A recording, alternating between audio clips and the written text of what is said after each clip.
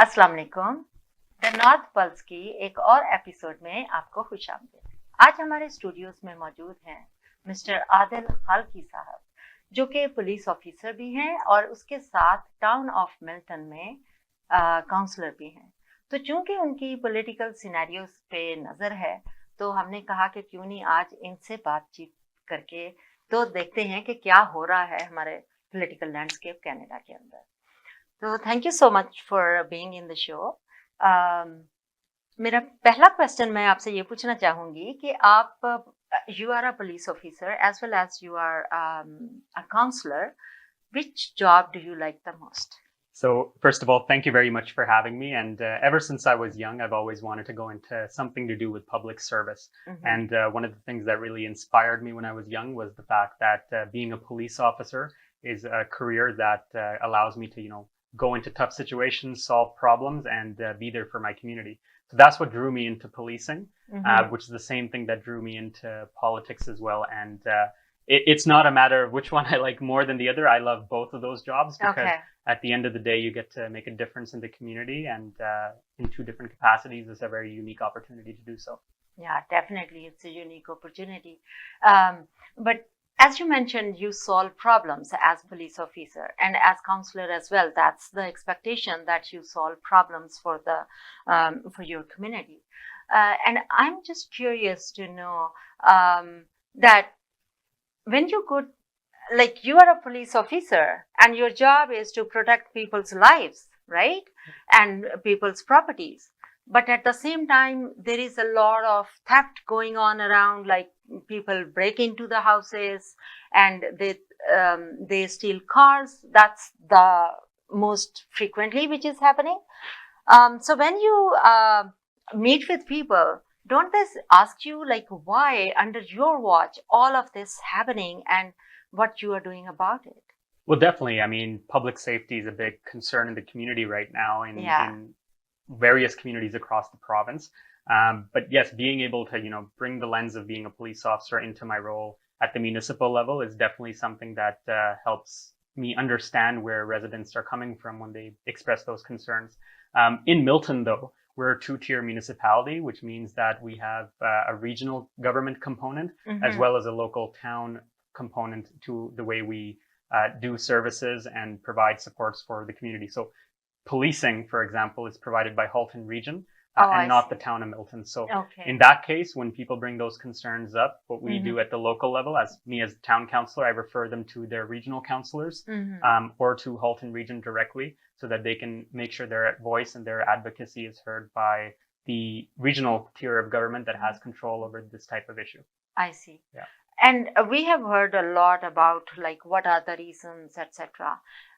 Would you help us to understand where we are right now, and when there is light for us to see that these things have been covered and now there won't be any more situations where our properties or lives are under threat? Absolutely. And I can tell you that the goal of any police service and any police officers to make sure that their communities are kept safe and the safest that they can be at all times. Right. And the concerns we've seen now in public safety across Canada, across the province, are alarming. And it requires an approach from all levels of government, quite frankly, to address the issues that we're facing, whether that's more jail space because our jails are over capacity, addressing overrepresentation because there's a lot of racialized communities that are ending up in jail. Why is that? We need to address those root causes of crime. We need to make sure young people in our communities have positive things to do as they're going through school, as they're going into their teen years and their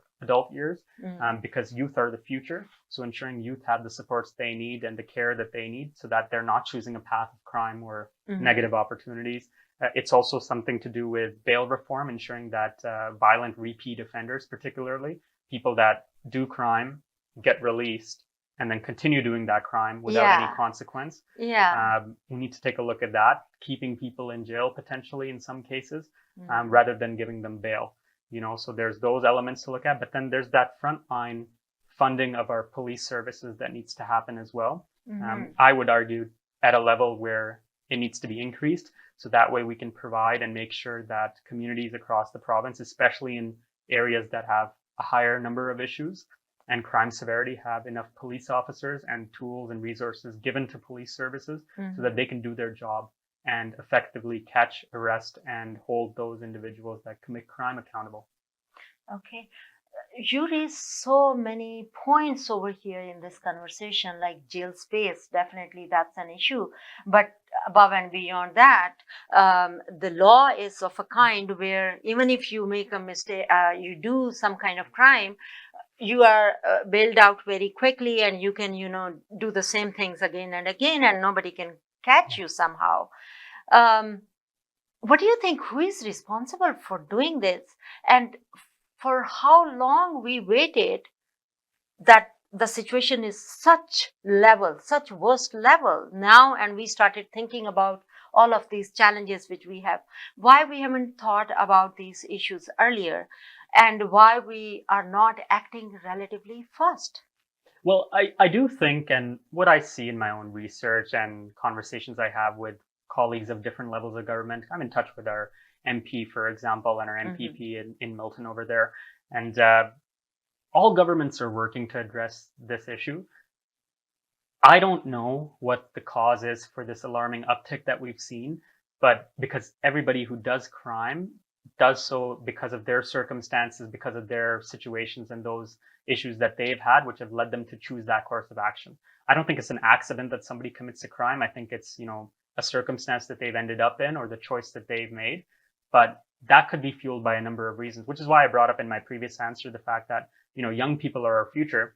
I think we need to put a heavy focus on what the future of our communities will look like. So ensuring that our young people have positive experiences right now will help shape what type of person they become when they're a bit older. Similarly, we're also seeing a lot of individuals charged for things like auto theft or other types of crime being young people under the age of 30. Right. I'm seeing people who are 16, 17, 18 that make the media headline as they were involved in a break and enter or a carjacking, and that's unacceptable. Why are they in that position? They're young people. They should not be in that position. So addressing that too. We're also in a time across the country and across the province where we're seeing an alarming level of concern around affordability, a potential increase in poverty, people using food banks more, things that we haven't seen before at the levels that they're at right now.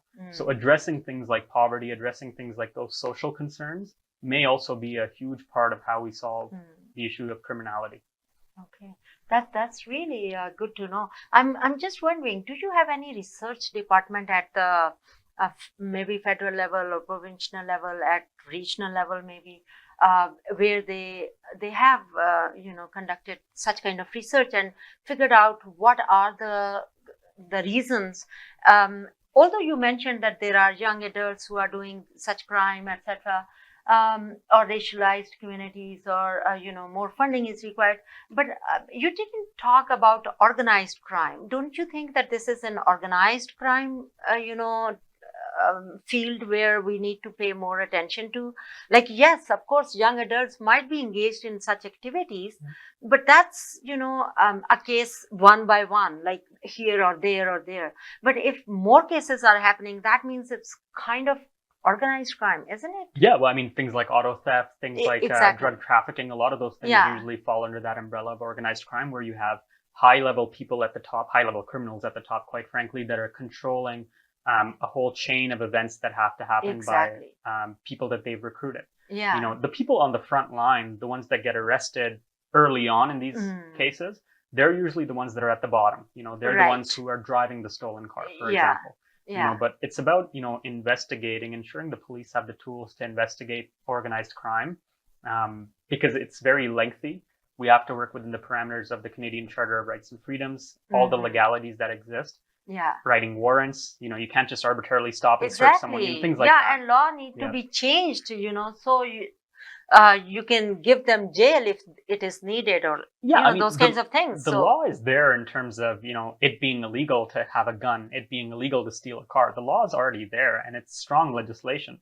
But I'm talking about what it takes to actually investigate organized crime. It's a large amount of money. It's a large amount of police resources and time and effort and attention to detail that undertakes every time a police organization investigates organized crime. it takes months, it can take weeks, years, longer, more than a few years, to investigate and bring down an organized crime or criminal network. Yeah. So that's where that funding and the resource element comes in. Yeah. But yes, you're right. Organized crime is definitely a concern. Mm-hmm. Okay. So that was about that. So in Hamilton, apart from this, do you have any other concerns over there, or what are the biggest challenges? Town of Milton. For Milton, yeah. Yes, in Milton, what we're seeing there, first of all, we're part of, like I said, Halton Region. Halton Region continues to remain one of the safest regional municipalities across the province. Don't say that anymore. Yes.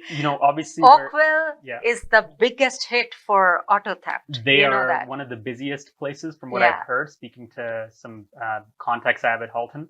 That Oakville seems to have the largest amount of issues. It's not safe in the region. At all. Yeah.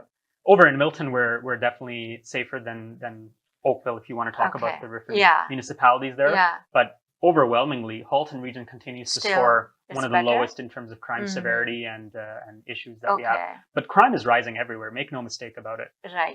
So it's important that governments work together, all three levels, to make sure that the police have enough bodies on the ground, but the resources they need to do their job effectively. Okay. Yeah. So far, you have been a counselor since 2022. Yep. It's been 2 years or so, 2+ years, right? So in your experience at the town, what do you think whether different governments at different levels, they cooperate with each other and operate, in their levels, but at the same time extending their help wherever it is needed, or there are some challenges? What do you think? There are definitely some challenges, but there also are moments where municipalities are grateful for some supports that the province and the federal government provides, because at the local level, there's no parties. There's none of that partisan politics that takes place. A councillor's job is to be a voice for their community, that area of town that they represent, and advocate the concerns that people have. It's about community first, so at the local level, we're not really bound by any parties or anything to do with towing the party line or anything like that. But one of the things I've quickly realized is that progress happens very slowly at the local level. The way we have to fund our services is heavily reliant on the property tax base. And where we need support from the other levels of government is to help provide sustainable funding through a long-term process to ensure municipalities have the support they need, so that they're not overly reliant upon raising property taxes every year to provide quality services that people depend upon. Oh my goodness, I didn't know that. That is the property tax through which you are financed or sponsored all of your initiatives locally, right? So 52% roughly in Milton is funded for operational costs through property tax. So that's your snow removal, that's landscaping, grass cutting, for example.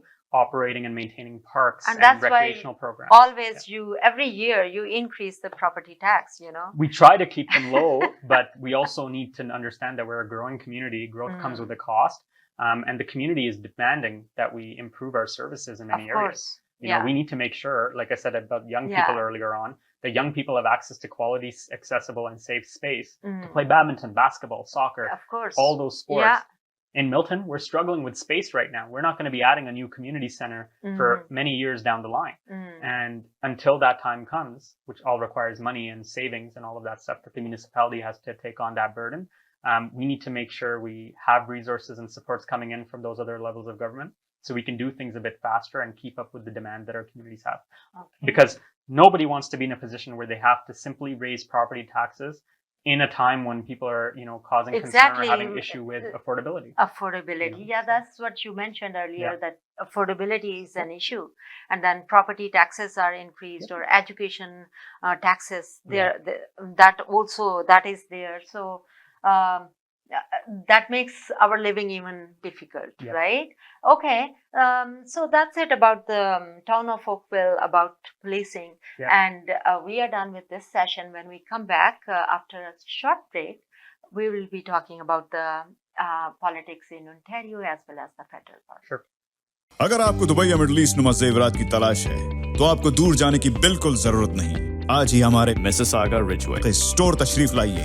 अल करम jewellers, हमारे पास सोने के बेहतरीन कंगन, कड़े, झुमके, हार और सोने के सेट्स भी दस्तयाब हैं। शादी हो या मेहंदी या कोई भी फंक्शन, आपकी पसंद के तमाम जेवरात आपको हमारे स्टोर में मौजूद मिलेंगे। आज ही हमारे स्टोर पे तशरीफ लाइए। अल करम jewellers, 3465 platinum drive, unit 99, Mississauga, या फिर कॉल करें 905-828-0009।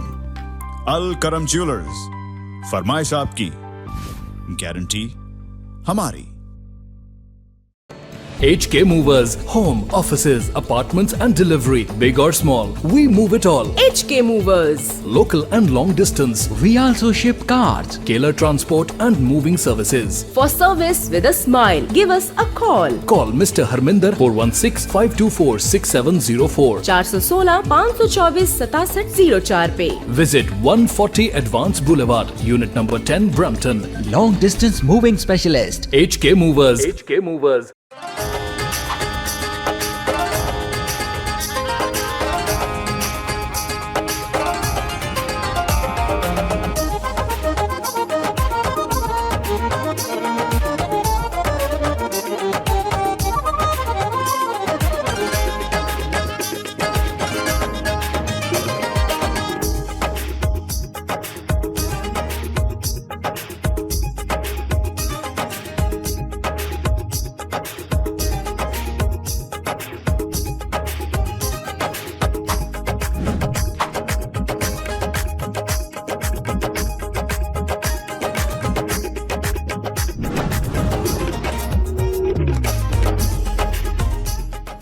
Okay, welcome back. So, my next question is about the Ontario elections, which are taking place recently. What do you think? Do you have any expectations? What will be the outcome of this election? Yeah, so I mean, I obviously follow the polls as well. I know a lot of other people in Ontario do the same. It's looking like we're going to see the same government get reelected, but there's also an opportunity here for voters to really reflect on what their options are. Like I mentioned in the previous segment, that I can speak as a councillor. The challenges we're facing is an over-reliance on the property tax system to fund everything we do. So what I'm hoping to get from the next elected term in the legislature, whoever that may be, whoever may be the premier, whoever may be our local MPP, is a reliable, sustainable partner to advocate to provide Milton more funding and supports through the long term to ensure we have services and all of that stuff. But I think the policy of the Ontario government is going to be the same for all, towns and cities, right? Not only for Milton. So if that is the policy right now, that every city and town, they rely on property taxes for the services which they provide, then there has to be a joint voice from all the cities and towns. So it is heard, and then there is some change in the policy. Oh, at of the course. Ontario level. And I think a lot of municipalities share the same concern we have. When I looked at, we recently did our budget for 2025 in winter in December, just recently. And across the province, I was seeing many other municipalities in the GTA too raising property taxes, because they need to fund the demand of services to keep up with the current, even just to keep the lights on the way they are right now without any service level enhancements. Due to external pressures, we're having to raise taxes. Right. So we need that alternative funding. So I'm curious, as you mentioned, Doug Ford and his party is going to be winning expectedly. It may change. You never know about the results. And this is going to be his third term, right? And I'm just curious that the federal government, after the third term, they lost momentum and they lost support. Why Doug Ford is not in a position to lose support yet? That's a really good question, and honestly, it depends on what Ontario voters are having their concerns. What the concerns are for voters on their mind when this election, comes to thing. I know the province right now, the Premier Ford has been talking about tariffs being one of the big things that he's called the election for. But you see the other parties, also talking about the fact that there's 2.5 million Ontarians without a family doctor. That there's people dying by the number of thousands waiting for a surgery. There's concerns there too. Education, classrooms that are overcrowded and don't have heat or air conditioning in some cases. those are a lot of big problems that problems. continue to remain unresolved given the current situation. So Mhm. it depends on each individual across the province what's on their mind. Affordability, it could be as a town councillor, I'm looking for anybody that's willing to work with us, any government that's willing Of to work with course. us to provide us with supports for our municipality. Yeah. Yeah. These questions which I'm asking in this episode, Yeah. basically, I'm not thinking that you are a counselor Yeah. or you're a police officer. Yep. You're just a citizen who has some political vision Okay. somehow. And, in that context, like, how do you feel this government will be more useful as people see it? And as you mentioned, that's so true that it's tariff election somehow.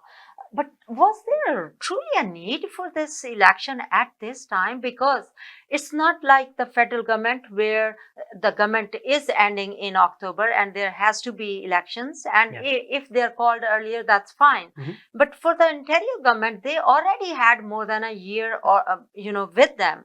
So whatever the tariff policies, let's say, they create, they still have time to implement them and find some kind of solutions towards it. So why they rushed for this election and why people are not thinking differently then? Yeah, no, my opinion on that as an individual is that I don't think the election was necessary at this time.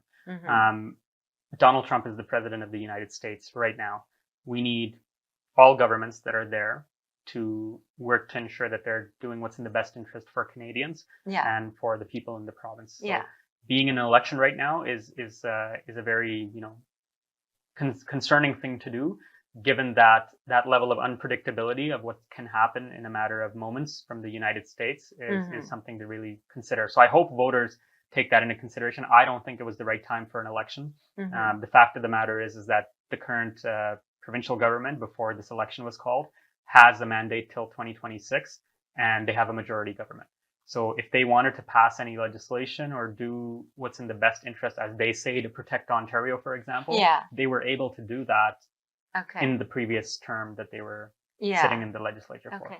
Now, that's very interesting to notice overall that Ontario government, we know Doug Ford is a conservative, and that's how he's presenting himself, that because of the tariffs, etc., and he needs a majority in the hall assembly, and then that's how they can pass all the legislations, etc. On the other hand, the federal government, right at a moment when the tariffs are being imposed, like the 4th of March is the new deadline, and prior to that it was a month before. So this is the time when tariffs are being imposed, and our doors of the assembly, they are closed, and there is no people's voice, right? So if we justify this, how do we see the federal government's actions right now? Yeah, and it's also concerning to see Parliament prorogued as well, because again, the federal government has the primary lead on negotiating with the Trump administration. I mean, again, we're still seeing that take place, even though there's no Parliament sitting right now. But again, that same concern exists there as well. I guess the difference there too, in the unique circumstances, is the fact that our Prime Minister has resigned.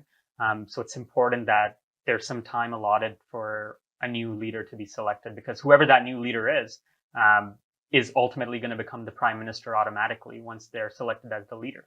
That's even before an election is called. So what I see happening at the federal level is, once the Liberal leadership race federally is over, Canadians are going to know who the next Prime Minister is. And then that leader will have that decision to make to reopen the doors of Parliament, which they're going to have to do after March 9th anyways. But it'll be interesting to see if they call an election immediately, or if they try to work with the opposition parties to get some legislation passed or some sort of business passed at the federal level. But the same concerns exist there. By no means is it attack against the premier. It's not an attack against anyone. It's we need to do to make sure Canadians are protected. I think this was the time of unity. This was the time where everybody is together to, because they have the same concerns and they need to act united, which they think that they do. But at the same time, if they are running into elections over here in Ontario or federally, that's all creating more mess, I think. instead of focusing all of your energies to solve one problem, Yeah. they are spreading out all of their energy to various dimensions. Yeah. Right? What I will say too, to conclude on that, is that tomorrow is election day in Ontario. That election is going to be over. We're going to have a provincial government in place, regardless of what the outcome is. March 9th is also not too long from now, so we'll see what happens with the federal government. I hope that things stay calm on the United States side, so that we don't have too much of an impact that we have to respond to in this interim. Calmness Yeah. on the US side? That's not going to happen. That's up to President Trump. Yeah. Okay. So what do you think? Who is going to win the Liberal leadership race for now? That's a tough question too. I honestly don't know who will win. If you there, have to but, vote, I don't know you are going to vote for them or not, but if you vote, who you would, I would think like to vote? Mark Carney is going to become the next Liberal leader. Okay.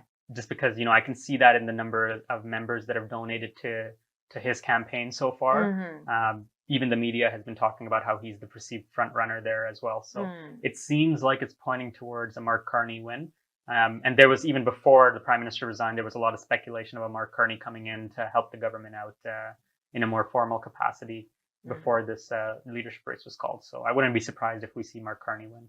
But it all depends on how many members each candidate signs up, and which parts of the province that candidate is able to secure in membership as well. Because each province, I believe, is weighed on a point system for the purposes of voting. So if the one candidate, I think, has more votes in Ontario, that doesn't matter, because if they win Ontario, they only get a certain amount of points, right? So exactly. they need to be strong across the country. Right. Yeah. Okay. So what do you think? What are his strengths due to which he can be a better candidate? And if he wins, then he can face Trump, for example, or he can face Pierre Poilievre domestically. What do you think? What are his strong, strong points? Well, I think one of the things is the fact that, he's coming in with the lens of the experience he brings from the Bank of England and the Bank of Canada and all of that too. It seems like to be a person who understands economics really well. And that, I think, is vital to ensure that the country has, a leader, or the future leader being someone who can ensure that the economy is protected in this country in the best way possible, especially with what's happening in the United States. So I think his economics background and that finance background is going to help him be an effective leader if he were to win. But I think each candidate there has their own strengths as well. Like, for example, Chrystia Freeland, she has the experience of being part of the negotiating table from the previous time that she was the Deputy PM and Foreign Affairs Minister. So she already knows what Trump is like behind a closed door. So she has that skill set. Karina Gould, for example, she brings the mindset of a younger person. The perspective of a woman in politics and all of that stuff too. The next generation of leadership. She has that role. And then you have Frank Baylis as well, who brings his own unique perspective there. So this race isn't about division amongst the party. It's about which leader is going to best represent the interest of Canadians in the moment that we're in and beyond. Yeah. So now you mentioned that Mark Carney is good with economics. And I'm just thinking, economics, the term itself, it's more used on the conservative side. Liberals they talk more about the social policies, the social impact or infrastructure, social infrastructure, right? Instead of economic infrastructure. Now, and that's probably the reason now when there was a debate, for example, in recent, this week, they talk very much the same language as the conservatives do. Now, in given circumstances, you think how liberals can differentiate themselves? Well, I'll give you an example. I think good social policy is good economic policy. For example, when we provide adequate health care, whether that's pharmacare or dental care, those care components that are missing for a lot of people right now because they can't afford dental care, they can't afford to buy a prescription if they're ill. If we cover those costs now, that person is going to not have an impact financially on the healthcare system in the long term. So your savings are found in the long term when you invest in adequate healthcare, for example, like dental. For example, if you're addressing a cavity in the early stages because you're covered under the Canada Dental benefit, for example, you won't be needing to potentially go to a more costly procedure at a later time, and put a burden on the system at that time. So those are the things to consider. But yes, it's about spending the money that is collected by these governments to ensure that it's going into Canadian interests, into the things that people need supports for, whether that's healthcare, education, those type of things, infrastructure. When you invest there, you're building a strong economy. Yeah. Now, I like the term investment, but normally when we think about, the healthcare, for example, or dental care, for example, or child care, for example, these are considered as expenses for the,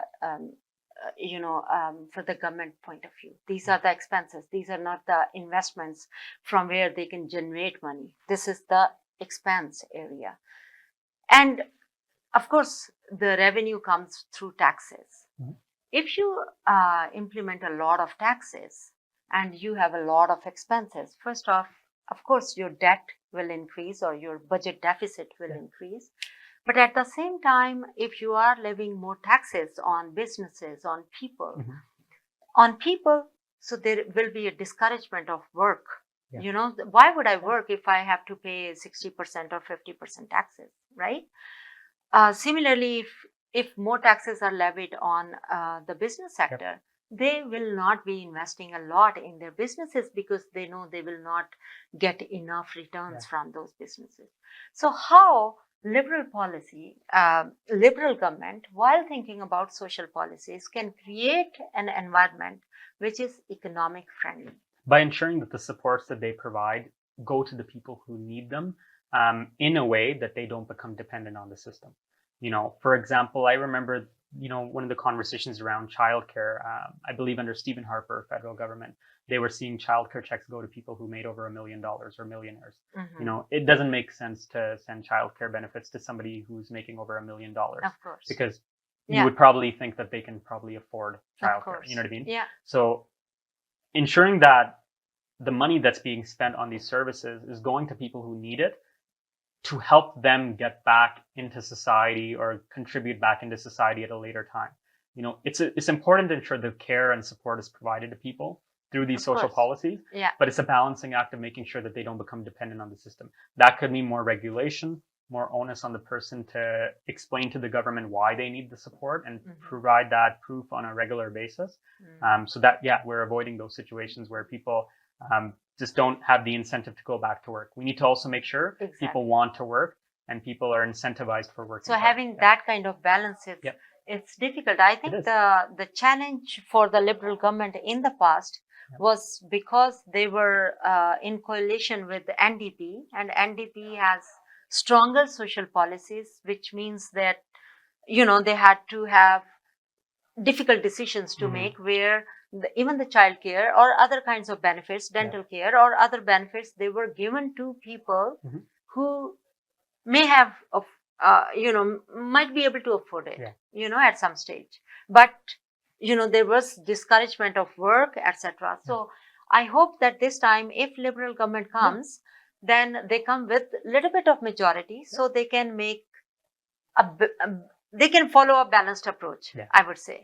Right? Yeah, and we're also, Mark Carney can be a right fit for that. He may be. And I think everybody, like I said, has their strengths and weaknesses. But a lot of the pressure when I saw was on the Prime Minister Justin Trudeau to make sure he resigned. Right, there was a lot of internal pressure, external pressure for him to step aside and let new leader take forward. So I'm sure that the next leader, whoever it may be, will make some stark changes compared to what was already happening previously. They're going to have to, because Canadians are asking for it. And it all depends on how strong their government is. Yeah. Otherwise, when they have to have coalition with other governments, then they have to listen they to were them, to other parties, etc. Yeah, they were in a minority situation, right? So that they had to build that partnership, and the NDP is probably the closest party that will be willing to provide that of course, that little stability there. So and yes, if they're going to do that, then that's why they were able to secure some NDP policy into their platform and deliver on that for Canadians. Yes, definitely. Okay, thank you so much for being on our show. Problem. I really appreciate our conversation. And until next week, thank you so much for being with us, and see you next week then.